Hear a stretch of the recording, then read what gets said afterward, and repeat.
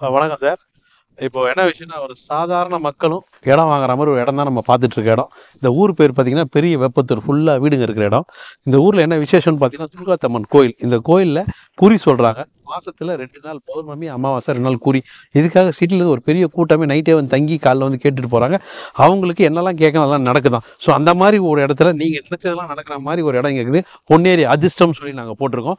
இந்த ஊர் பெரிய இந்த ஊர் இந்த இப்போ நம்ம போற தார் ரோடு பார்த்தீங்களா? இதுலயே 90C பொன்னேரி டு அண்ணாமலைச்சேரி போகிற பஸ் இந்த ரூட்டில் இருக்குது. இதுக்கு முன்னாடி ஒரு 100-200 மீட்டர் தாண்டி போகிற 34 கேலூர் போகிற பஸ்ஸு, பொன்னேரி டு கேலூர் போகிற பஸ் இருக்குது.